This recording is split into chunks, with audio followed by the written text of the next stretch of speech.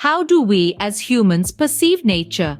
What is the lens through which we view the world around us, from the tiniest microorganism to the vast expanses of the universe? Our understanding and interpretation of nature has undergone a dramatic transformation over the centuries, shaped by cultural, philosophical, and scientific shifts. In the ancient world, nature was seen as a dynamic entity. The term nature itself, derived from the Old French nature and Latin natura, implies innate disposition and essential qualities. The Greek equivalent, physis, refers to the intrinsic characteristics of plants, animals, and other aspects of the world that develop naturally.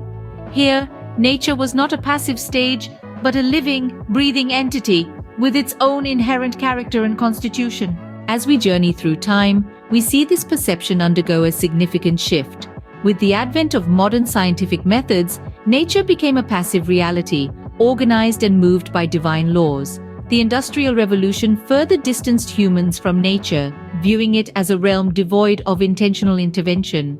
It was either revered as sacred, as seen in the philosophies of Rousseau and American transcendentalism, or considered a mere backdrop for divine providence or human history, as suggested by Hegel and Marx. Yet, amidst these changing perceptions, a vitalist vision of nature emerged, reminiscent of the pre-Socratic view.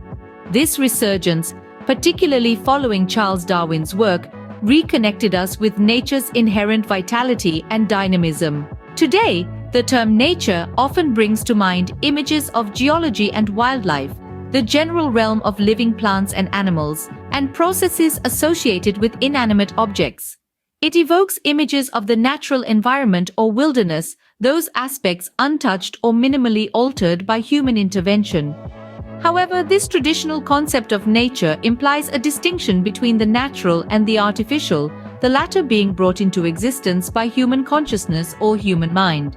The term natural may also be distinguished from the unnatural or the supernatural depending on the context. In summary, our perception of nature has evolved from viewing it as a dynamic, intrinsic entity to a passive reality, and then to a realm separate from human intervention.